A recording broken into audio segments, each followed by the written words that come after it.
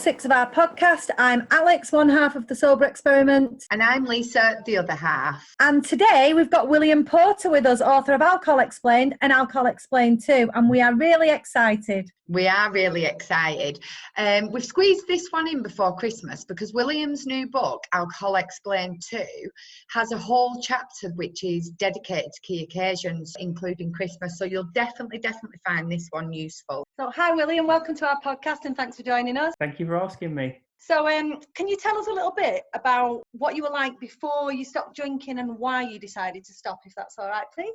Yeah, so when I was drinking, I suppose it's the same as sort of many people. It kind of tends to be a bit of a one-way street. So you sort of end up drinking more and more. And I guess eventually you get to the stage where you kind of have to accept that you're not going to cut back. You're either going to continue where you are and more realistically end up drinking more and more. And I think for a lot of people, it's quite a scary thought to think, where I am now in another 5 years, I'm going to be drinking even more. And it's kind of causing increasing problems at home and at work and all the rest of it. So that was mainly the reason for stopping. I suppose it's not a particularly uncommon story, but like most of these things, you just drink more and more and more as time goes by and you find more and more reason to drink. And so, yeah, that was it really. So I'm coming up to 6 years. So it'll be 6 years in February since I stopped drinking, which is a bit wow. It's starting to feel like a long time now. Yeah.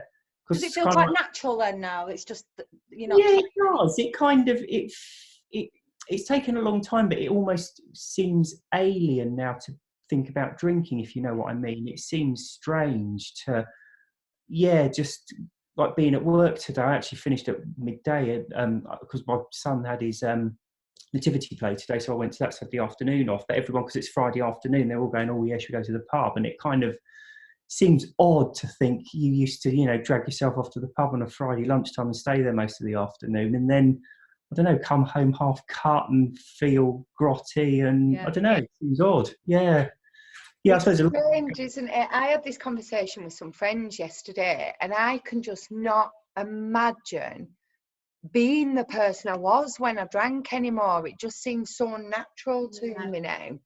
Yeah. The trouble is as well, it kind of it ends up being so much of your personality, and it's not till you stop that you think, oh wow, that isn't me. So I always used to think I was, really bad tempered and quite always on a short fuse, and that was just who I was. And it wasn't until I stopped drinking that I thought, well, I am a bit like that, but nowhere near as bad as I was when I was drinking. So yeah, it kind of, you start to realise you're not the person you thought you were as well, and usually in quite a positive way. Did you find at the beginning you were relying on willpower? Because we speak to like loads of people and they're saying things like, oh, I'm white knuckling it, or I need a lot of willpower to do it. What's your experience with that? To be honest, I think I did, because roughly the history was, I think I stopped drinking now probably say coming up 6 years ago. And I think I wrote Alcohol Explained about 5 years ago. So I'd done a year before I wrote Alcohol Explained. And it kind of was really therapeutic for me to do it, because you think you know something, but when you go to write it down and set it all out, you realise that there's gaps in your knowledge and you start to fill it in. And I think also articulating something's really powerful, because you're kind of, I can't really explain it, but you're sort of getting it all out and setting it all out in order, and it becomes a lot clearer in your own mind. So I think for me, writing Alcohol Explained was a huge help anyway, because it helped to clarify things in my own mind. So that was like a massive step forward for me. But I think looking back now, I think I was, to a degree, I was not struggling because I knew I wasn't going to drink again, but I certainly got sucked into that whole thing of thinking, I've stopped and I'm never going to drink again, but it would be nice to sit down and have a drink on such and such an occasion. So I kind of, since stopping, if you like, I've done more and more work and sort of progressed a bit further. And that hopefully is one of the reasons for the books as well, that I think you don't need to do it that way. You can do a lot of the groundwork before or shortly after you stop. So you don't have to wait years and years and years to get there. So I think, and this is what I wanted to tell you actually, because I remember, I mean, I did the usuals, all the usual range of books that people talk about, Claire Pooley, Annie Grace, Unexpected Joy, and so on. And then I came across, because I stopped after Lisa, quite a while after you as well, really, wasn't it? So I had my best friend kind of on side. But for me, your book was the absolute game changer. And I remember the moment I was on my treadmill at home with my earphones in, listening to it, and it was that bit where you talk about rewiring the subconscious. I don't know if you word it that way, I can't remember now, it's quite a while ago since I read it, but rewiring the subconscious, and it actually just completely took away my desire to drink. Once I realized that actually you can create new neural pathways, for me that was it, because I'm so science minded. It was like, yes, somebody who knows what I feel. And that's brilliant. So I think a lot of it can be unpicked. That's what I genuinely think about it. I think at the moment where we are with our understanding of it, it tends to be this massive unknown, and it's quite scary and unpleasant for people, because yes, they desperately want to stop, but equally they want to carry on drinking, and the two things collide and they just can't go anywhere. And it does feel like insanity and all the rest of it. But I genuinely think you can pick it all to pieces. And I also think when you have that understanding, that really, for me, and sounds like for you and for a lot of people, that tends to be the cure. To be able to really understand it, that's when you can take a step back and think, oh, actually, you know what, I can control this, I can sort it out, I can deal with it. And that seems to be, just turns things around completely. Yeah, no, I loved it. And, and I can't wait. And I'm going to mention at this point your second book. So, but we'll come back to that. But yeah, I'm really excited. Well, we both are, aren't we? Really excited about it. Back to your first one though, William, I just wanted to ask you about sleep. We have a lot of members that come to us in the early days who said that they're struggling to sleep, and they might only be able to sleep after a nightcap. What would you say to that? So there's a load to say about that. I mean, obviously, yes. Like this, I don't have to ask any more questions now. But obviously, so the starting physiological point with it all is that alcohol is a chemical depressant, so it decreases or inhibits nerve activity. Okay, but your brain seeks to counter that. Your brain tries to maintain a balance, a sort of a chemical balance. So when you put the depressant alcohol inside you, your brain increases the stimulant side of things to try and counteract it. It's kind of complicated how it does it, but it introduces its own naturally occurring stimulants. But it also, the neurons that react to them become more sensitive, and those stimulants stay within your system a bit longer as well. But all really, I mean, how I imagine it is just, it pushes up the stimulant side of the scales to counteract the depressant side. So obviously when the alcohol wears off, you're left overly stimulated. Okay, so that's the first point. So that's how it impacts sleep normally.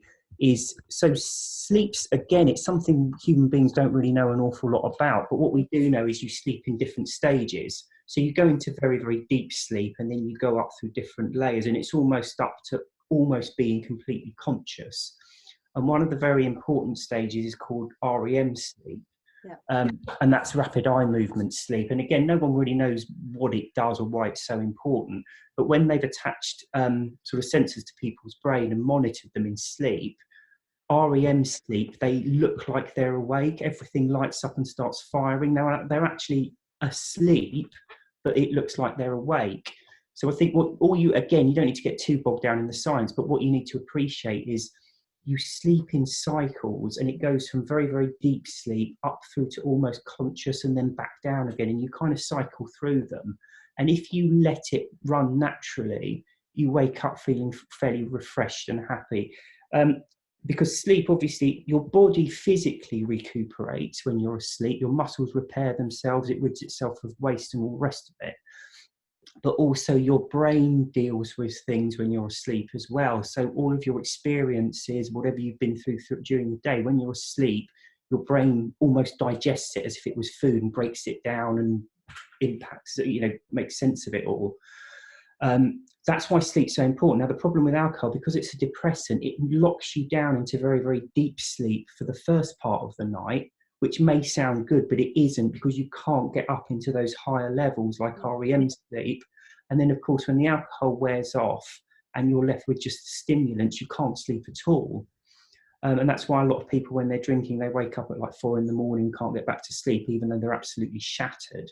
And really, it's the equivalent of, as I think I've mentioned it in my new book, but it's almost like, imagine you need 8 hours sleep a night, and you go to bed and you set the alarm for 4 hours, and you get up and have 8 cups of strong coffee, and then lie there for the rest of the night, totally unable to sleep. That's what you're doing when you drink. You're just totally destroying your sleep.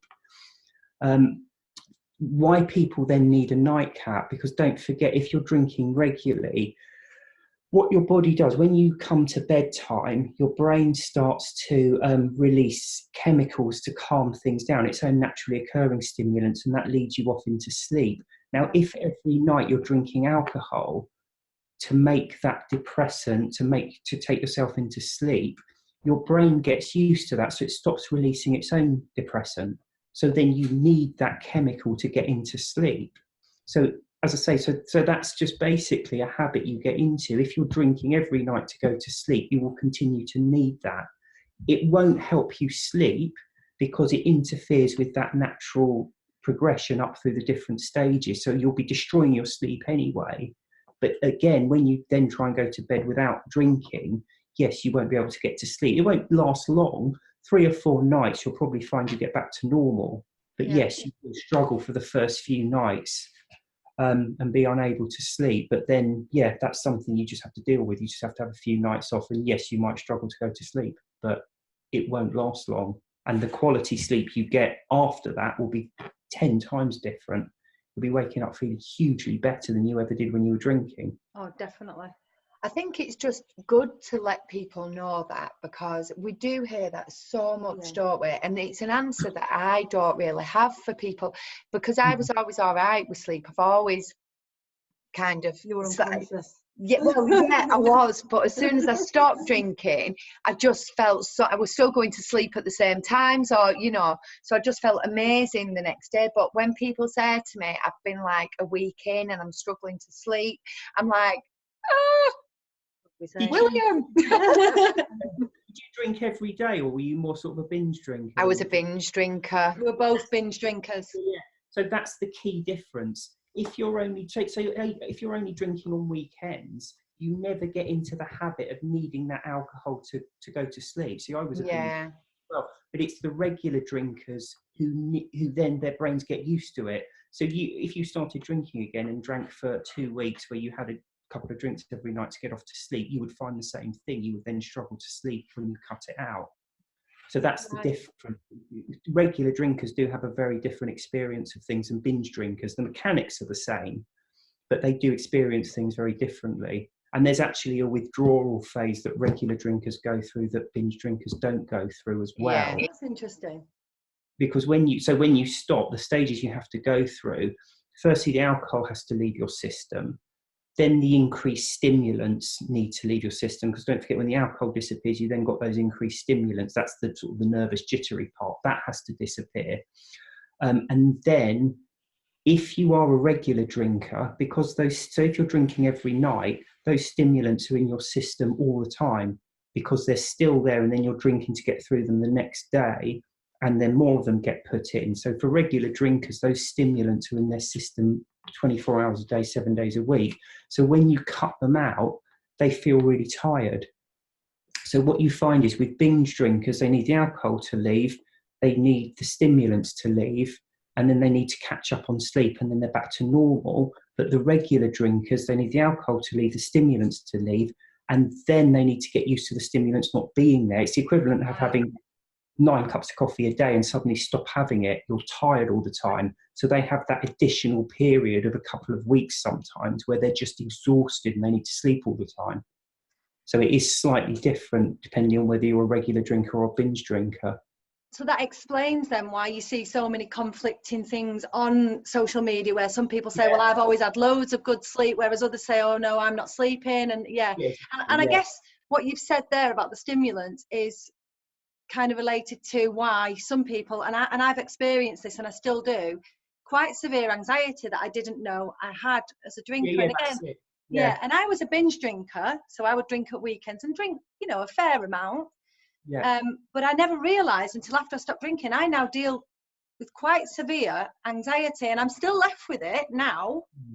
And I guess I was masking it before, but at the beginning, oh my word, I'd get palpitations with it. It was unbearable. Yeah, that's it. Yeah, that's exactly what it is. Because that period, when your body puts stimulants in to counteract the alcohol, when the alcohol leaves, that excess stimulant, it's anxiety and nervousness, and it's like having a knot in your stomach of kind of like nerves. And that's what it is, just overly stimulated. And of course, that's where the real addiction comes in, because the quickest way to get rid of that unpleasant feeling is to drink more, because then you're redressing the balance and masking that overstimulation. And that really is the crux of what addiction to alcohol is. It's drinking to get rid of that feeling that was caused by the previous drinking. Oh, definitely. No, it makes sense. I actually didn't know what you've just said, and I don't think you did, about the difference in binge drinker and regular drinker. So that's so when you see people, so it will be very different. If people are stopped, some people will say, oh, I just want to sleep all the time. And then when you say, were you a regular drinker? The answer is yes. Whereas people who felt awful, had a couple of good nights sleep, and then wake up feeling fantastic, they'll be the binge drinkers. Yeah. Because you used to get really bad anxiety, didn't you, the day after drink? Yeah. I think everyone does. It's it's one of those things where people think it's only them, and often they don't put it down to drinking, but everybody gets it. It's not possible to drink and not get it, because that's what allows you to drink as much as you can. It's the same as building up a tolerance to alcohol. The only reason you can drink more and more is because your body is able to counteract increasing amounts of alcohol, but it can only do that by putting the stimulants in, which leave you feeling anxious. And of course, that's where the link between alcohol and depression comes in as well. Well, even as a binge drinker, I would, like you just said then, I would get really, really bad anxiety. But what I've realised now after stopping for so long is that it wasn't just affecting me the day after, it was affecting me every single day. And there was things that I'd panic about my phone ringing and I wouldn't even be able to answer it. You know, things like that. Whereas now I'm like, hi. And I just didn't realise how much it affected my whole life by just drinking at a weekend. I think that's the other thing. If you drinking at the weekend, it's easy to think that, you know, you get drunk Friday and Saturday and then you recover Sunday and then you're good to go Monday. But it doesn't actually work like that, because if you're drinking Friday and Saturday, and to be honest, a lot of the time on Sunday anyway, but let's say you don't drink Sunday, you're going to still have the alcohol in you, because binge drinkers as well, we tend to drink a lot more anyway, so you tend to put it away a bit. So you're probably looking at Sunday's the day when you're getting rid of the alcohol. You're probably looking at Tuesday or Wednesday before you've got rid of those excess stimulants. And the problem is that will have interrupted your sleep then for 4 days. And sleeping is a habit. If you're constantly ruining your sleeping pattern, you don't go back to a normal sleeping pattern on day one. It takes a few days to get back to a normal sleeping pattern, and then a few days to catch up on sleep. So if you're drinking every 5th day, you're getting drunk again, you're not quite getting back to where you need to be. And of course, I mean, nobody knows how that's going to impact, for example, anxiety, that lack of sleep.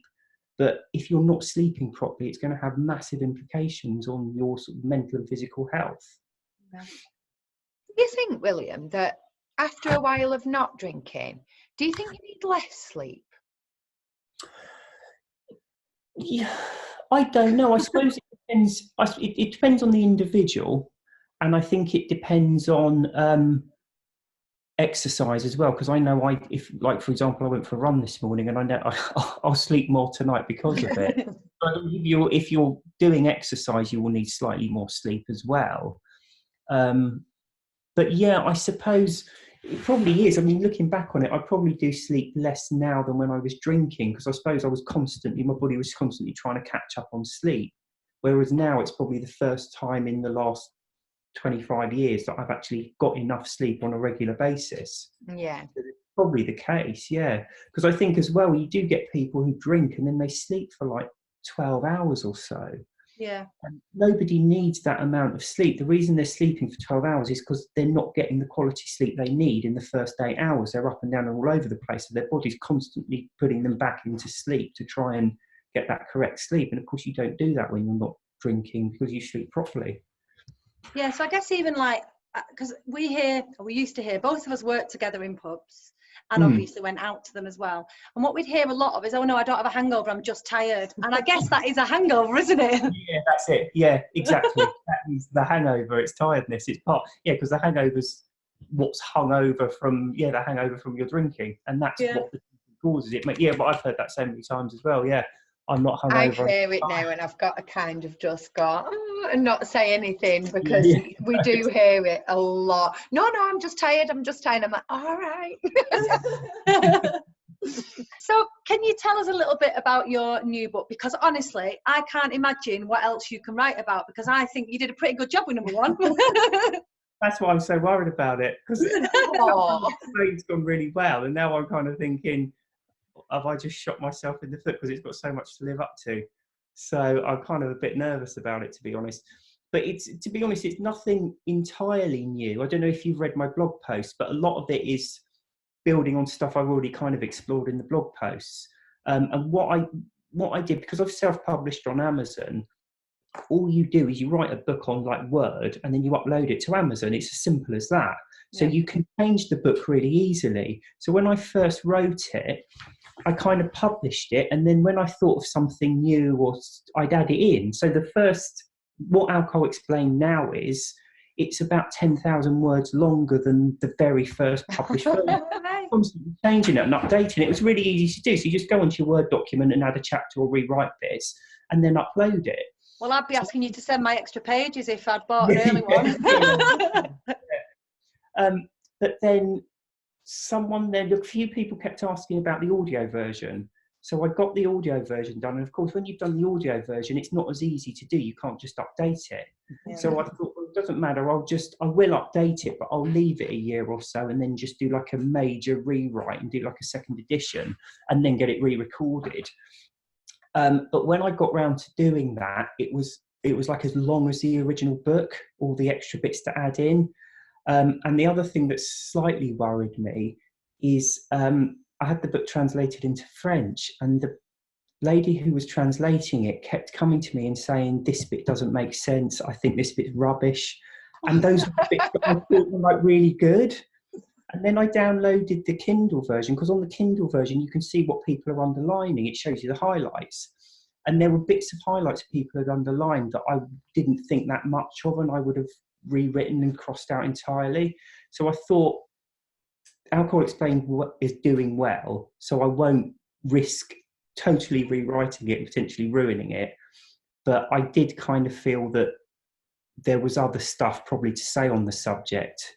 But saying that, it is different to Alcohol Explained in that I think the first roughly half of the book is kind of exploring, going over some old stuff in a slightly different way and building on it slightly and introducing a few new topics and bringing in a couple of new topics as well. And then the second half of the book is almost entirely just different tools to use to help you stay sober. So it's kind of different, because the Alcohol Explained, the original book, was, like 90% of it was an explanation. And then there was like a sort of a how to quit bit tagged at the end. Whereas this, the dynamic's very different. It's a lot more to do with how to quit, rather than, so it is a different book. And it doesn't follow, as in it doesn't just follow exactly the same format as the original, which is why I'm slightly nervous about it. But then I don't think you have to be. No, I reckon that just all your loyal fans like us will be there with it anyway. So you'll be right to us. And you know what? In truth, I think you can talk about getting sobriety forever. I just think it's never, ever, ever ending. No, you see, you're really lucky because you're best friends and you both quit. I think where most people struggle, it's socialising, because socialising is so alcohol-centric. And it is really nice to be able to socialise with people without drinking, but it doesn't happen enough. And that, I was almost tempted to put a bit in the book about trying to give the book to other people and try and get like a group of friends to all quit, because it just makes it so much easier when you've got people to socialise with who aren't throwing alcohol down the neck all the time. And I don't mean it from a trigger point of view, because I'm never triggered to do it, but it's just so dull talking to people when they're drinking. They're boring, aren't they? They just like go on and on. awful. Yeah. Really, it's just horrible. Oh yeah, I was Yeah, stuck. we escape now together. Yeah, no, we exactly. You we just can go, come do. on, let's go, and we've had Yeah, enough. yeah. I'm really lucky, and I think I know I've spoken on our other podcast, but my mum is sober now as well. Oh, And yeah, I've got okay. to say, William, she's a really big fan of yours. And if I mention her at the same time as talking to you, she feels like she spoke to you. My mum's still drinking, so. But no, well, I work with my mum as well, so I dread to Okay. think what it had been like. But no, she's done just over 14 months now. So I kind of convinced my mum to come on board, my best friend to come on board. I got my husband. Yeah. Come on board. Wow. Well, you've done better than I have. No one. The other thing as well, though, No, is you converted thousands and millions of people. yeah, no, it's true. Actually. All my friends and family still drink. My sister's quit, but she never read the book. I gave her the book and she didn't read it and just quit anyway. Oh, And all she's the missing rest of my out. family drink. Yeah. I don't think families get that interested in what you're doing. They kind of just go, yeah, that sounds really good, and that's it. Yeah. To be honest, I never really made a big thing of it. I didn't tell them until quite a couple of years after it had kind of taken off a bit. How do you do that? Like, we can't do anything without phoning each other up. It'd be all over. I don't know. I kind of, when I wrote it, I did. It's kind of how I feel about the new book now. I kind of think, oh, it might not go very well, and I don't really want to make a big song and dance about it if everyone thinks it's a load of old rubbish. They won't. Honestly. And I have read one chapter of it because you released the chapter, didn't you, about the Christmas? Right, yeah. And I promise you, you've got nothing to worry about. If the rest of it's anything like that, you'll be fine. I just a little bit about what you were saying there before we finish up on socializing as well. And I think stopping drinking, not only all these other benefits we've talked about, but just the whole social experience, it's so much more real, isn't it? Laughter's real, emotions real, connections real. You tend to enjoy the evening rather than go out purely for the drinking. Yeah. Because and the same is true like for Christmas and going on holiday and all the rest of it. When you're drinking, it is all about the drinking, and that's really what you're there to do. And it's almost like the rest of it's just a side part. But when you stop, you have to enjoy it for what it is. Otherwise, there's no enjoyment in it. So yeah, it's different. It's a completely different experience. But yeah, I'm just thinking about socialising, and you've just made me realise that I actually don't socialise anymore with people that drink at all. Like, no. I never ever socialise with anybody that drinks. But that's because he keeps converting everybody. That's not because they weren't drinkers. Yeah, it could be. But yeah, I don't know how I'd feel about the situation or if I'd enjoy. I'm actually out tomorrow for a birthday do with everybody drinking. They've got 90 minutes of free drinks actually. So we're going home after that. It's all right. It's cost me half the price for mocktails. It's great. But yeah, this is the first time in 18 months that I've actually gone out with a group of people that are drinking. Oh, right. See, I go out with drinkers quite a bit through like work and so I kind of used to it, but I do, there's usually someone somewhere not drinking. I do tend to make a bit of a beeline for them because what I've found is you're all, if people aren't hammering it, you're usually all right for 2, maybe 3 hours. Yeah. And after that, it starts to get painful. And it's work do recently. It really annoyed me actually. We went out for a work do, and it's free drinks all night at this place in London. It's really nice. So it was like, okay. I went to the bar and asked for an orange juice, and they made me pay for it. No, they didn't. All the alcohol is free, but the soft drinks are free. Awful. I hope you put in a complaint. I was tempted to be honest, because they've just pushed this massive campaign at work about including everyone, and we're all different, but you include everyone, all the rest of it. And there's all these pictures everywhere, and it's like, I'm gay, include me, I'm this, include me. And I really wanted to say, you should have someone saying, I don't drink, include me. Absolutely. I've got an idea for this, William, but you do know me and Alex run workplace presentations, and we encourage all employees to take on a 30-day challenge together. Oh, okay. So, Yeah.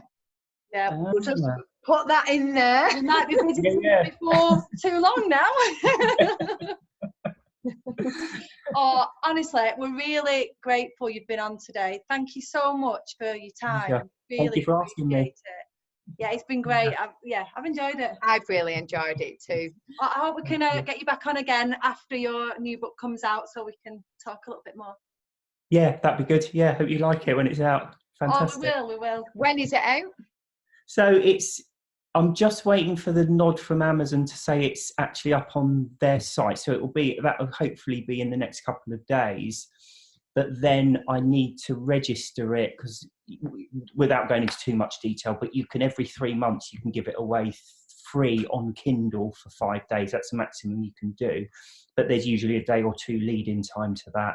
So I'm hoping you'll probably be able to buy it by the end of the weekend, but the free version for 5 days will be available, I'm hoping, kind of middle part of next week. So you have to keep your eyes peeled, because it's only 5 days for that, and then that'll be it. Oh, and you'll have to tell us, don't be keeping it a secret. Yeah. Include us. Oh, thank you so much, William. It's been lovely speaking to you. Pleasure. Thanks for asking me. See you later. Bye. Bye.